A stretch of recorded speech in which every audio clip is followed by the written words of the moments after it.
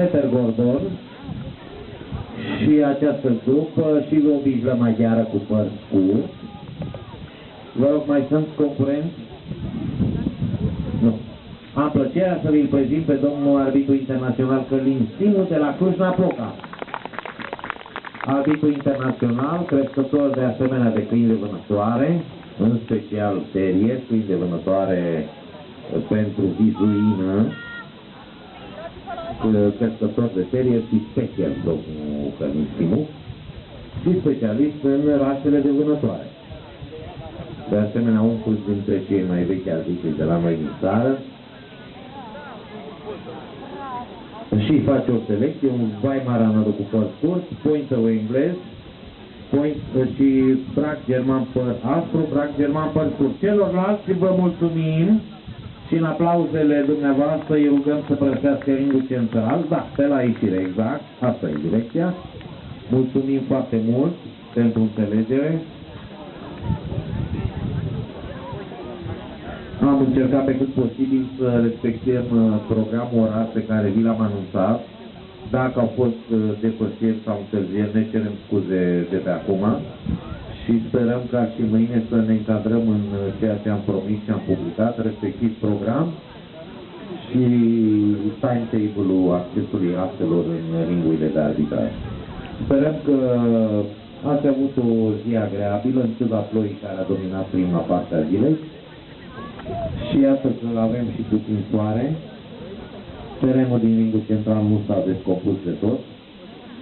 Sperăm că și în ringurile de arbitraj va putea fi prestată o activitate în limitele acceptabile pentru bonitarea câinilor de rasă.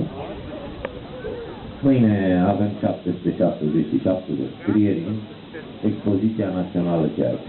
Pentru acest weekend, pentru aceste 3 evenimente am avut 1900 de înscrieri, o cifră frumoasă pentru București și vă felicit încă o dată pe toți cei care ați dat credit Asociației Metropolitane București, organizatoarea acestor evenimente, și v-ați prezentat în număr mare atât ca concurenți, cât și ca public, vizitatori, suporteri, de ce nu?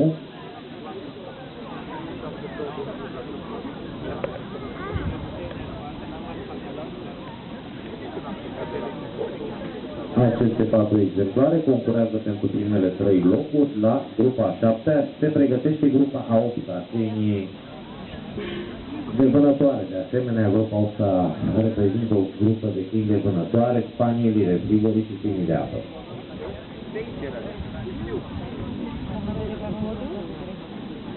Locul 3. Locul 3, brac german păr scurt. Vă rugăm să poftiți la podium. Brac german păr scurt. Locul al 2-lea, rezervă de grup.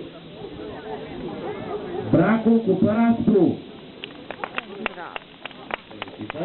Și câștigătorul grupei, locul 1 pentru grup la grupa 7 kg de aret, Weimaraner cu păr scurt.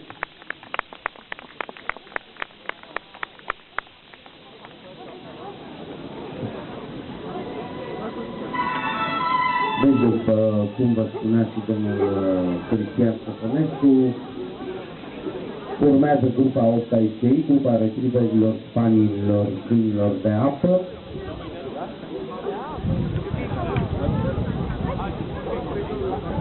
Să rugăm pe toți câștigătorii